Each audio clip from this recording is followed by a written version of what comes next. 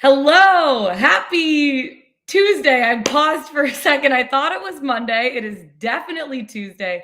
Taco Tuesday. Lauren Jabbar here with Mark Zinno. Zinno. Yeah. I don't know if you've noticed, but there's something a little different about your appearance today. Will you please tell our Pickswise Nation what's different?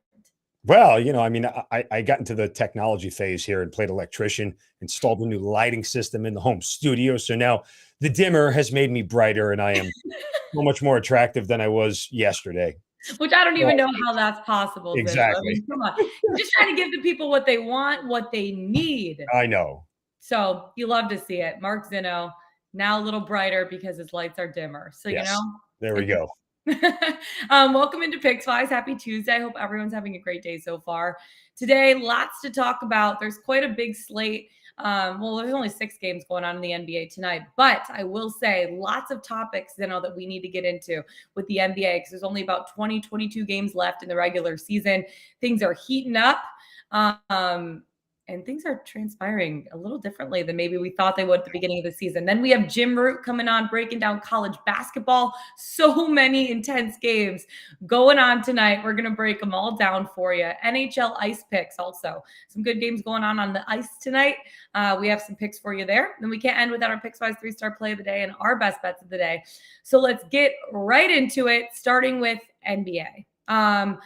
Let's start out with the Nuggets right now, okay? So you look at a team like the Denver Nuggets. They're one of the top teams in the West right now. How important is it for them to get Porter and Murray back in the lineup before the playoffs? And if they do, or when they do you think that they can make an instant impact to the team? Or do they need some time to get their legs underneath them, their lungs going a little bit, and build that chemistry again?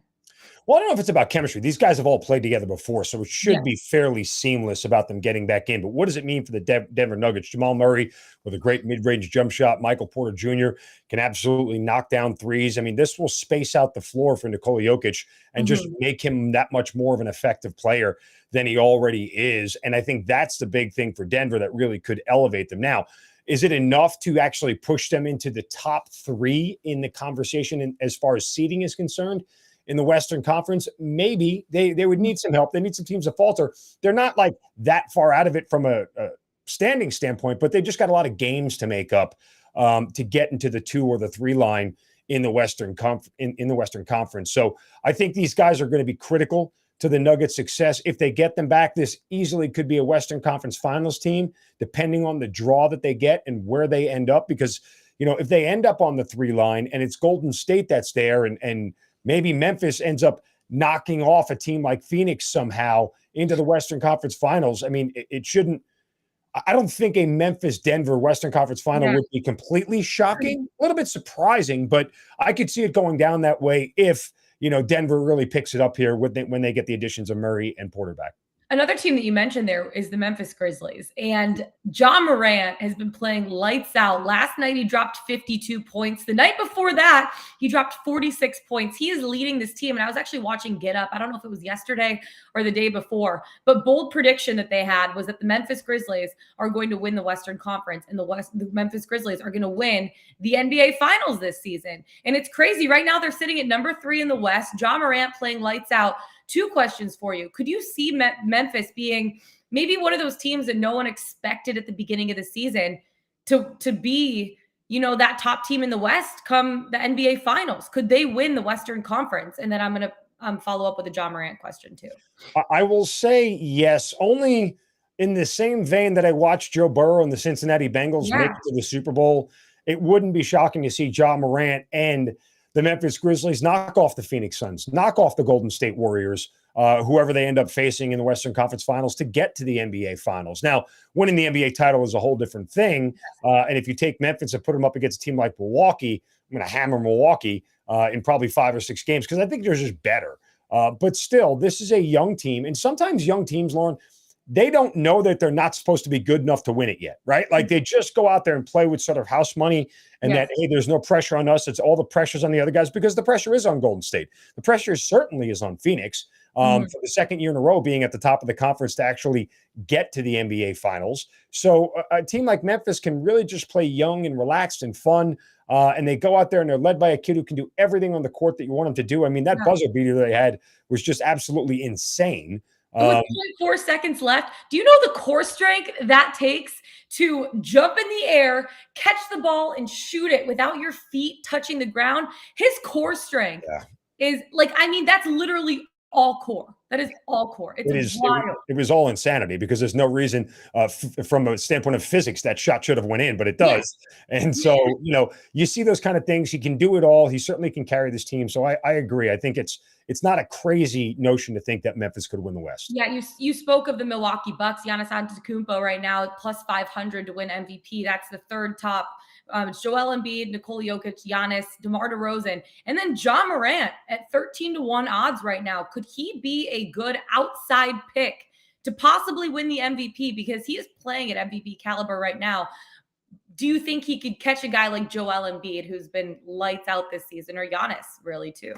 Well, the short answer is yes, but and full disclosure, I'm backing DeMar DeRozan. Yeah, which I like too. That's a great win the MVP. He's at 10-1 right now, or at least when I got him, he was at 10-1. 11-1 on FanDuel right now. Here's the thing that both Ja and DeMar DeRozan need to happen. One, they both need to get number one seeds. Two, they need Joel Embiid not to win the scoring title. Like anybody else can do it. It just can't be him.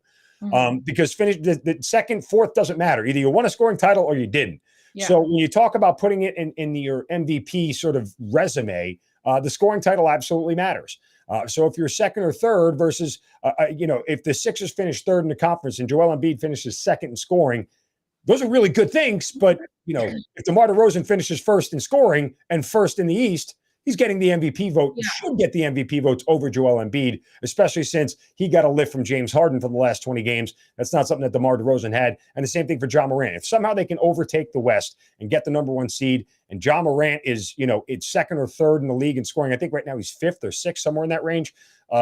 Absolutely. Yeah, there's a good chance that he would get it because there is this sentiment among voters, Lauren, always like, let's give it to a new guy. We already gave it to Giannis twice. Yeah. We already gave it to Jokic. Let's give it to somebody else because they like to spread the love around, which I think, again, is an asinine way of voting. You give it to the best player and the guy who had the best season. That's really what – it doesn't matter if it's happened 7 times in a row. So from that standpoint, yeah. But I think they're long shots to DeRozan and Morant. They need help, but they're not bad value bets.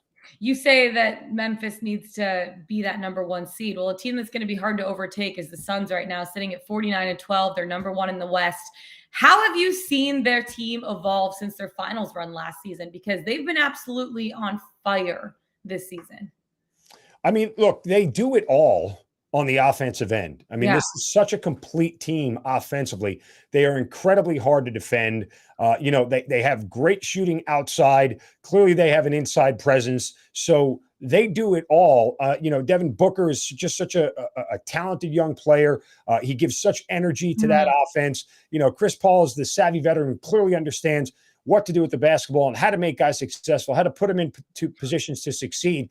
It's really just a matter, Lauren, on the putting together. Unfortunately, for a team like the Suns, that's as talented as they are, when you look at the makeup of them, when they don't get there, it usually falls back on coaching as to why they don't do it, right? Like that's, that's really what it ends up being, is a coaching issue. And they just have to figure out a way to close out games and get enough wins to get themselves to the NBA Finals again, hopefully win the thing. So you look at a team like the Lakers right now, and I like drama. Zeno, I like drama. I do not want the Lakers to make the postseason just because it would cause drama. You saw them the other night, players getting in arguments with fans, and there was back and forth, and then LeBron James coming out after the game and controlling the narrative, which he really knows how to do, saying, I might go back to Cleveland, or, praising what they're doing in OKC and the talent that they brought into Oklahoma City. Like, what do you just make of the whole situation? And is it a good or bad sign for the team? Because I think it's a bad sign. As a player, you can't be fighting with the fans or with each other, even if things are not necessarily going your way. And you've seen LeBron was the one that wanted Russell Westbrook to come there. That hasn't necessarily worked out. Just what do you make of that whole situation? That's putting it kindly. Hasn't necessarily worked out. It's been an abject failure. Yeah. Russell Westbrook in a Lakers uniform. And again, I hate to blame it all on Russ, but he's just a certain type of player that only works in a certain scenario, in a certain situation. And it's not in a LeBron James offense. It's just not. It's not a good fit. And you say this routinely, and I think this is more about the NBA than it is necessarily the NFL, Major League Baseball, or the NHL. But fit matters more than talent does. Look at James Harden, who's now on what is 15 in the last 6 years, whatever. There's nothing. There's nowhere he fits long enough and comfortable enough to sustain anything. And so you look at what's going on with the Lakers right here. Clearly, the front office has to bear some of the blame. It's not all on LeBron. I get he pushes a lot of the buttons, and I'm not saying that he's not responsible for some of the decisions that have been made, like bringing Russell Westbrook in. But at the end of the day, the GM is the guy who gets paid to run to run the transactions to the league office, right? So ultimately, they're the last one to give the bless off on the thing one way or another. And so Rob Pelinka certainly bears some of this. I mean, I think it would be more embarrassing for the Lakers to make the play-in tournament and lose and get knocked out than necessarily miss the playoffs altogether. Yeah, you want them to make the play-in tournament and get knocked out in that way, or do you want them to finish in the top 6 right now and see what they can do heading into the postseason? I think that there's a path. If they finish in the 7th or the 8th spot, because the 7-8 team gets the top seed, they don't reseed the play-in tournament. If the 9 and 8 teams win, it's not like the 9 and 10 and 17, whatever it is. But the 7 and 8 goes against 1. Winner of 9-10 goes against 2. Yeah. So I think there's a way that if the Lakers end up in the 7 or the 8 spot, and Golden State gets the 1 seed, that it could work out in their favor. I think LeBron's familiar with Steph Curry and Golden State and how to beat them, how to play them. I think that works out well to his advantage as far as their ability to contest with them in a 7-game series. If they have a healthy Anthony Davis, if they have the right pieces in place, I think that could be a longer series than many people expect. Might even be 7 games. But that's really the only way. I'm not sure that there's another path. If they're the 9-10 seed and then have to go through either Phoenix or, somebody else, it's just, it doesn't work out well for them. Yeah. I mean, it's going to be really interesting to see how things transpire throughout this stretch run. About 20 to 22 games left in the season for most teams.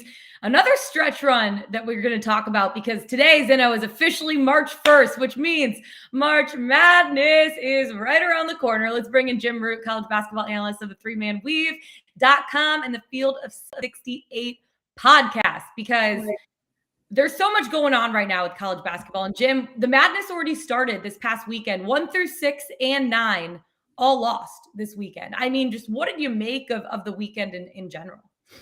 Yeah, I think it just kind of painted the picture of how maybe there's going to be some insanity in March Madness this year. The top of the country isn't quite as bulletproof as maybe it was last year. Yeah. Like the Gonzaga Baylor teams last year were just borderline unbeatable for teams that were not each other. And they met in the final kind of as expected most of the season. This year, it's a lot more open than that. It is, contextually, we got to acknowledge that a lot of them were playing on the road at ranked teams, all those teams that lost. That's not going to happen in the NCAA tournament, but I just kind of like that sort of a day right as we get to March. It really crests interest in the sport, and it's going to be a great stretch run here.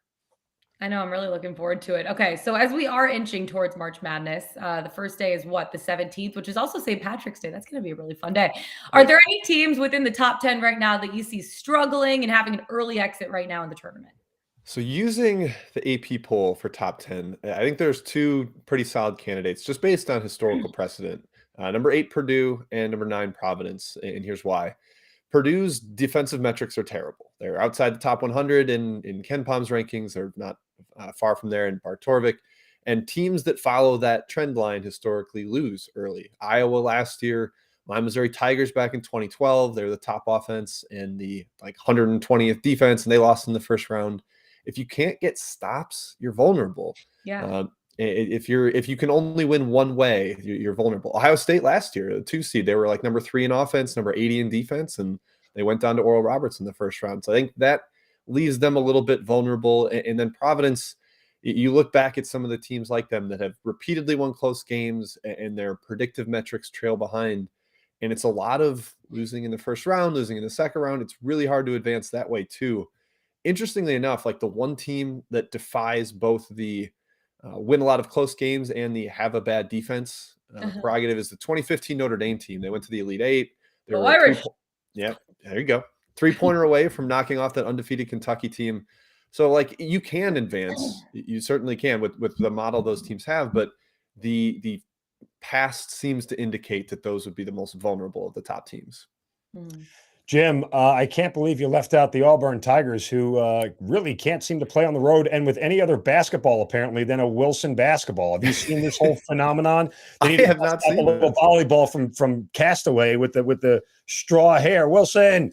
I mean, it's the strangest thing. I can't even believe they actually brought this out as a real deal. But Auburn fans have told me about it. It's a Nike basketball versus a Wilson basketball, and apparently they're using Wilson basketballs throughout the SEC tournament and the NCAA tournament. So breathe easy, Auburn fans. But it's the SEC. I think is the conference that may get the most teams in, but also may have the most early exits.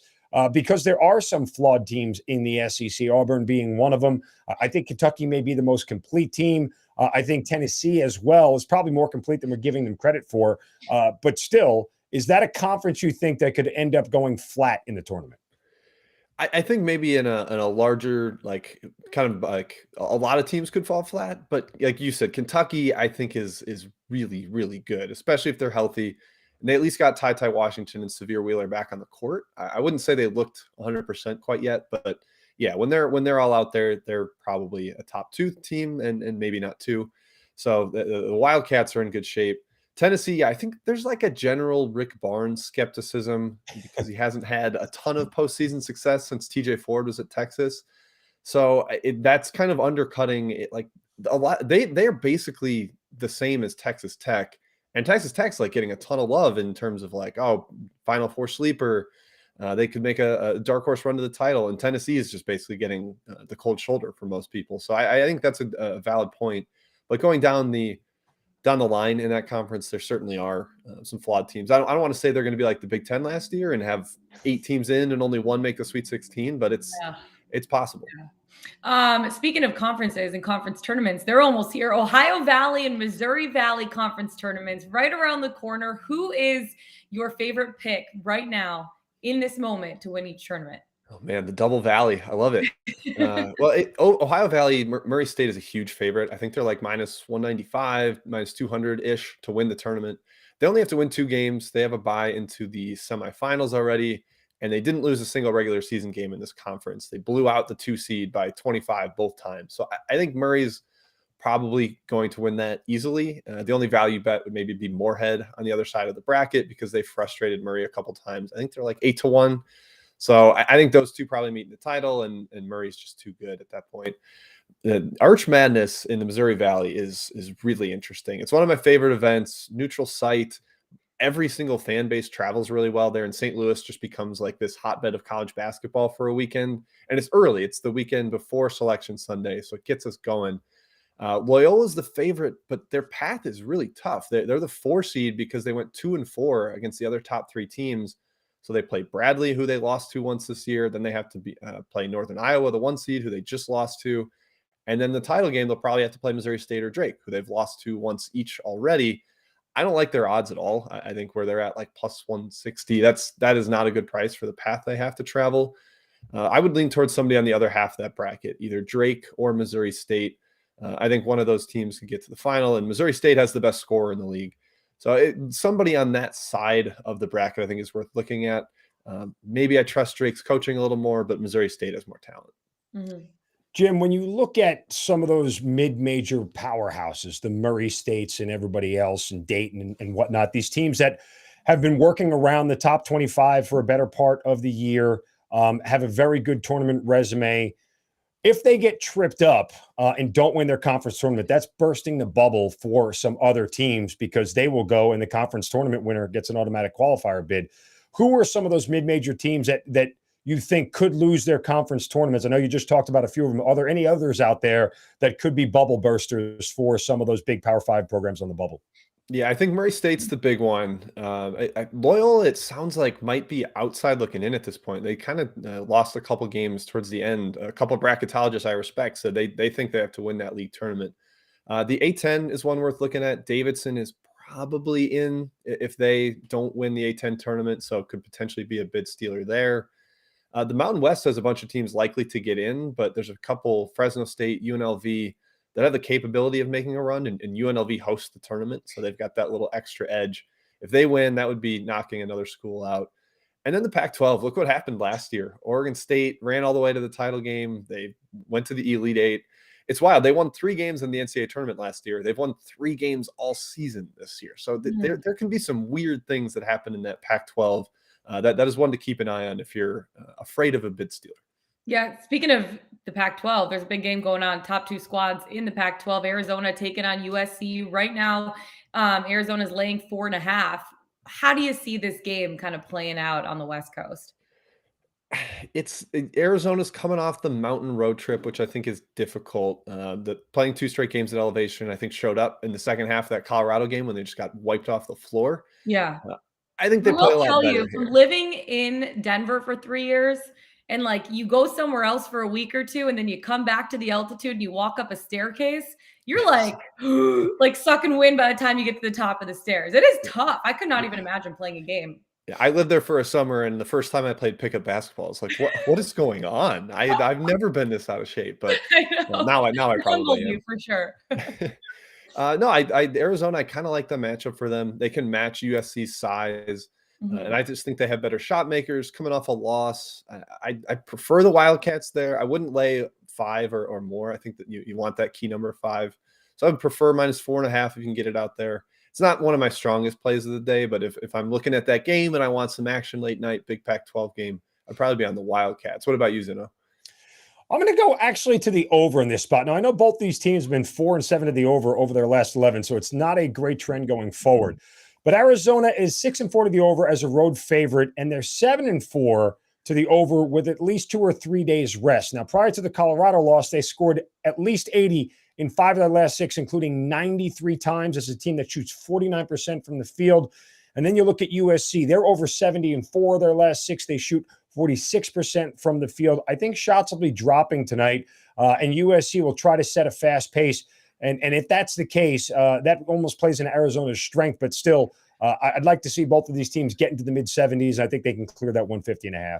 Yeah, I was looking at this one too, and I was kind of leaning USC, but yeah, they are on a 6-game winning streak. They're only 3-7 against the spread in their last 10 games. And you look at Arizona, they're slightly better in basically each major statistical category. So I actually might lay off this game and just watch it. It's so hard to bet against Arizona. Like it's like betting against Tom Brady. It's just it never gives you a good feeling to bet against this Arizona team, at least this year, right? Like they are so complete and so good on both ends of the field. Yeah. Let's take it all the way across the country to the Big East showdown. Providence taking on Villanova. The Friars are continuing to win, but they're involved in close games. The spread right now is Nova laying 9.5. Do you like the spread, or is that too big of a range for you? It's a big number for 2 Big East, like the top of the Big East, and as you mentioned, Providence consistently in close games. It's a weird spot because Providence does not have a game this weekend, so they have already clinched the Big East. They're the 1 seed. It's done. They celebrated on Saturday. It's their first ever Big East title in the league. It's like 40 years of being in the conference, and they won the regular season title for the first time. So that could have some bearing on motivation. Maybe they're a little sluggish. And I think Villanova has some kind of angry chip on their shoulder. Like, we're still the best team. Let's remind everybody that we're still the best team. So I'm leaning towards Villanova from a spot perspective, but I don't like betting against Providence this year because everything is close. They have some killers late in games, so that's a tough one for me there. What is their luck rating? It's the number 1 in the country. Crazy. It's kind of like a statistical measure of the fact that they're winning more games than you'd expect in their close games. Some of that's coaching, some of that's making big plays, and some of it is luck, unfortunately. Yeah, and Zeno, you're also leaning Providence, but it says no play for you on this one. Yeah, I mean, look, and really, I was feeling decent about Providence, but Jim brings up an excellent point about them clinching and sort of just the whole concept of, hey, we don't really have anything to play for. Let's not push it here a little bit. Let's get some fresh legs heading into the NCAA tournament. Furthermore, This number is so big, it gives me pause. Like, there's literally legitimately no reason that a team in Providence that's 5-0 this year as a road dog against the number should be a dog by 9 points. They're 7-3 overall on the road. They're 7-1 ATS as a dog. Like, this has been a great dog team all year long. And the fact that they are this heavy of an underdog against Villanova almost makes me believe that odds makers are like, yeah, they're absolutely going to blow this team out tonight. And then you look at Villanova, they're kind of a 500 team. They're 7-5 ATS as a home favorite, 3-3 against the spread after a loss, and 2-2. Here's another quirky stat: 2-2 ATS with at least 4 days rest. They haven't played since the 26th. So maybe there could be a case of some rust for Villanova. Again, there's a lot of variance in this game that I really can't eliminate. And then you add into it that Providence really doesn't have anything to play for. Now, I know Ned Cooley for a while. I know him back from his Fairfield days in the Metro Atlantic. He never doesn't coach a game to win, right? Like, he is as maniacal as a coach as there is out there when it comes to this stuff. So I don't believe like he's going to allow his guys to just take the night off and just play it easy. He's going to go hard after these guys. I lean Providence because it's probably too many points, but I would probably say it's at most a half unit play, if not a quarter unit. Let's take it to the Big Ten. Big game between Purdue and Wisconsin. The Badgers won the first meeting back on January 3rd, which seems like forever ago. They were a 3-point dog in that one, but Purdue hasn't lost 2 consecutive games, Jim, all season. I see you wanted to bet the over. The total right now is 144.5. Yeah, I think Zeno made this point on a prior show about looking at the prior matchup and where the total was at. And this is 5 points higher than when they played. I mean, granted, that was back in January. The teams have shifted a little bit. But 5 points is high. 5 straight meetings between these two has gone over. And so that was kind of like, okay, I think we'll see some points here, some efficiency on both ends. Johnny Davis had 37 points in the initial game at Purdue, but I'm backing off because the number's a little higher than I wanted it to go over. So my gut was just telling me that, Purdue lost at home. I think back on the road, the Boilermakers get the win in a big, big spot for the Big Ten standings. This is basically for the title, one way or the other, but I'm not willing to lay it. And last night, Zeno had a great handicap on the K-State game, and so I want to tip my cap to him there. And I think maybe he has the right side here. Yeah. I mean, I'm on Wisconsin here. Now, look, I'm going to wait as long as I can and hope this number gets to 3, just to be on the safe side in case something quirky happens. But this is a Purdue team. They haven't covered 5 in a row. And statistically, everything tells you to kind of bet Purdue. They're the number 3 shooting team in the nation. They shoot for over 50% from the field. They out-rebound their opponents by 10. You have Jaden Ivey, and then you have Zach Edey, who's just a huge tower of a man in the middle. And so that's going to clearly give them a decided advantage here. But, Wisconsin is as scrappy as they can be. They've covered 4 of their last 6. This is the first time this year that Wisconsin is a home dog. They are 6-2 against the number as a dog this season. And another quirky rest stat, guys, they are 11-3 against the number when facing an opponent with equal rest. Both these teams played 2 days ago. So, there's a lot of reason for Wisconsin at home to want to win this game. This is a resume builder, a seeding win for Wisconsin that they'll get here. And when you get this late in the season, it's hard to bet against home dogs. So I'm going to back the Badgers tonight. And I'm going to hope the best that it gets to 3. I'm going to wait as long as I can. You look at Wisconsin. One more stat here. Sorry. No, you go, Jim. We mentioned Providence with all their close games. Like, Wisconsin's actually better in close games than Providence this year. They're like 13. I think they're 14-1 in games decided by 6 or less. It's nuts. They are fantastic down the stretch. They make a lot of games close. So yeah, that's another little edge for the Badgers. And Purdue 2-5-1 as a road favorite this year against the number. Not very good. Not very good. Wisconsin in their last 7 games, they've averaged 67 points per game, and they've only been giving up 63 points per game over their last 7. So with that, they'd be covering the spread easily. Jim, you have a few other picks heading into tonight. Just go through your rundown of what you're betting tonight. Sure do. Yeah, we got 2 on the main board, and then of course I will have the dumpster dive pick of the week, or pick of the day. That won yesterday. Thankfully, we got in the dumpster and got a victory. I like VCU today, laying points against St. Bonaventure. VCU has been great lately. They've really been trending up, starting to get into the bubble conversation, possibly even on the right side of it.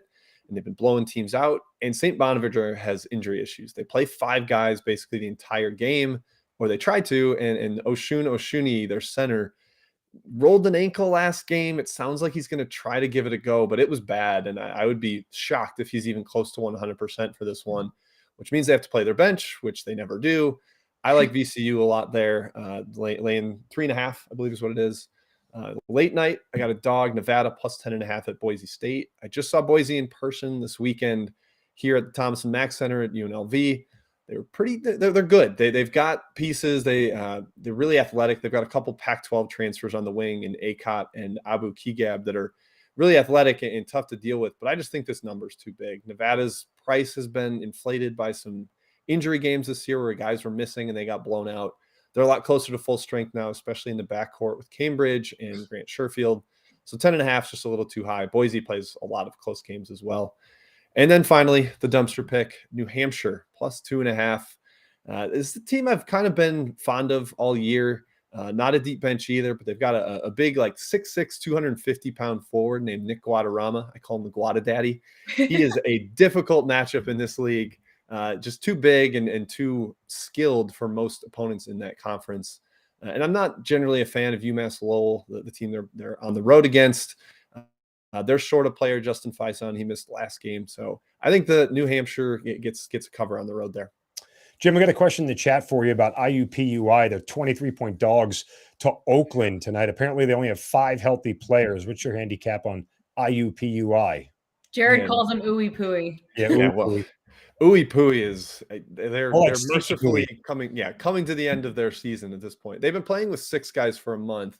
And then in last game, their leading usage player got hurt, only played 3 minutes, and they played all 5 other guys the remaining 37 minutes. So I think the chat question is right. They're going to have 5 dudes. I think they tried desperately to slow it down because any foul trouble, any fatigue, like if somebody fouls out, they are playing 4-on-5. That's how dire it is for them. Awesome. I want to watch that. Yes. And I'm Oakland also is this game on TV? I think it's on ESPN Plus. ESPN Plus or ESPN3 it's usually on. Yeah. It's postseason game, Horizon quarterfinal or the first round. Like it is actually, do or die for them. Oakland has no bench either, 357th nationally in bench minutes. I think both teams will play slow, short rotations. So I like the under. It's been bet up like a point this morning. I looked at it, which really confused me, but I'm leaning towards the under. And I also think Oakland can kind of name their number. It's something ugly like 65 to 68 to 40 is kind of what I'm feeling here. Yeah, I that was actually my first job ever. My first sideline job was a sideline reporter for the Oakland Golden Grizzlies on ESPN. Nice.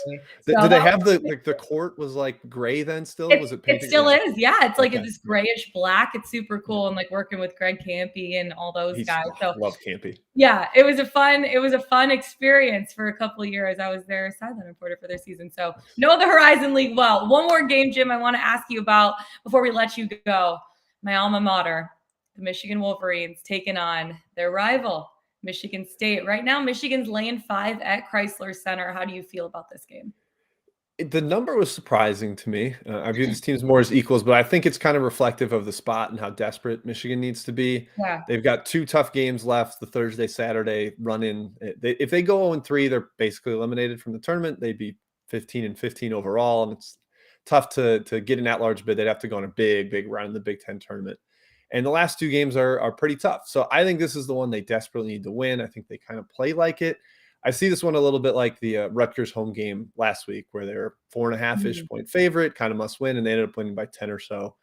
Michigan State coming off the big win, maybe a slight letdown effort from them too. So I like your Wolverines there. Let's go. You love to see it. Jim, thanks so much for coming on today. We'll be talking to you a lot in the next upcoming weeks with March Madness right around the corner. Thanks for coming on. Have a great week. Absolutely. Thanks for having me. Thanks, JR. Jim Root, college basketball analyst of the 3manweave.com and Field of 68 podcast. Love having him on. It's going to be really interesting how things kind of work themselves out in the next couple of weeks. Go Blue tonight. That's all I got to say about that.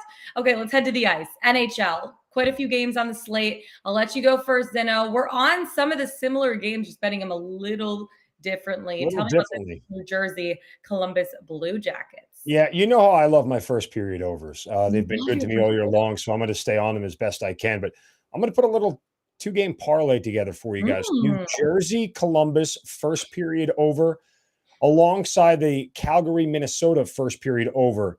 When you look at these two games individual, New Jersey is the best over team in the league, and Columbus is second best. So that should just do it right there for you. But when you look at Calgary and Minnesota as a home team, they are top 5, 16-5 to the first period over. Calgary as a road team this year to the over 16 and 12 in that category. So I could put both of these together, get plus 160 on a 2-game parlay. And you know what? Look, because one's an early game and one's a later game, I get to have a little bit longer sweat than my usual 15 minutes of the first period of an NHL hockey game. So we'll extend the sweat a little bit longer tonight and go to parlay. I am on both of those games too, but I am betting the 3-way money line. So I'll talk about one. My other one I'm going to use for my best bet of the day. So we'll save that for a second, which is coming up next. Calgary taking on Minnesota Wild. This is basically a pick'em game right now, but I like the Flames 3-way money line at plus 150 playing in Minnesota. This is a battle between two of the best teams in the West. The Flames have won 31 of 51 games, 9 of their last 10. And they're on fire. No pun intended, offensively. They're scoring 3.43 goals per game. They are scoring 41 goals in their 9 games since All-Star break. That's basically averaging 4.5 goals a game over the last 9 games. The defense has also been stellar, allowing 2.43 goals per game. Markstrom has had a .925 save percentage, 2.13 goals against average on the season. And the Flames are looking to build off of a 7-3 win over the Wild recently. The Wild, yeah, they want to bounce back. They are really good at home, and they want to even things out at home ice. I think the Flames are just too hot right now. Another pun intended to lose this. Lots of puns on the Flames. Blazing offense. 3-way money line. Don't need a spark. They're all over the place. I mean, the puns are out there for you, LJ. Go get them. Yeah, the Flames 3-way money line at plus 150. The chat is asking for a Jabarle. Would I endorse a Columbus Blue Jackets money line and Flames money line Jabarle for plus 226? I absolutely would endorse that in this situation, because guess what? My best bet of the day, Columbus Blue Jackets 3-way money line. But if I'm parlaying them, I would do the regular money line. You get a little bit better value parlaying them together. I'll talk about the Devils Blue Jackets bet that I have right after we get to our Pickswise.com 3-star play of the day. Zeno, are you on the website? I am. Listen, Philip Tomic last night gave us the Brooklyn and Toronto Raptors game, the one at the Barclays Center. He not only did he give us the side, but he gave us the total. He hit them both. He had the Raptors and he had the over. He's running it back again tonight, except this game is in Canada. 3-star play of the day. He's going to lay the 8 points with Toronto and go over 220 on both of his 3-star picks on the Pickswise website. So again, Toronto and Brooklyn for the second night in a row. And he's backing both the Raptors and the over for the second day in a row. I like it. Go to Pickswise.com to read a little bit more about that and get a little more insight. And we got a lot of 3-star plays of the day. All right. So let's talk about this Jabarle for a second, because I absolutely would endorse a Blue Jackets money line paired with a Flames money line at plus 226. And here's why. I like the Columbus Blue Jackets. If you're betting it separately, I like the Blue Jackets 3-way money line at plus 110. I got that on FanDuel. The Devils are on the second game of a back-to-back, and they traveled. They beat Vancouver last night at home. I think that might be an issue for the Devils, who have had troubles keeping the puck out of their own net. They're 29th in goals against. They're allowing 3.6 goals per game. Now, Columbus has the offensive edge and home ice in this one. Also, they're more rested. Yeah, they dropped 2 straight games, and they're going to want to get back on track. There was a stretch right before that where they won 7 of 8 games. The Blue Jackets right now are 10th in goals per game. I think they're going to be able to take advantage of tired legs for the Devils, and also the fact that the Devils, like I said, are 29th in goals allowed. Blue Jackets are 31st in goals against per game. That's second to last in the league. They need to rely on their offense to win the game. I think that the Devils are going to be a little bit tired, have tired legs, because they played last night and then they had to travel, and now they're playing again tonight. It's going to be, their offense has to be good against a team on the second half of a back-to-back. But I really like Columbus in this spot at home, rested legs, 3-way money line at plus 110. But I am endorsing the Jabarle Columbus Blue Jackets money line, Flames money line valued at plus 226. Jump on it. Run it back. Zeno, who you got for your best bet of the day? Well, I'm going to dovetail you right there and just break up the parlay I gave you before for my best bet.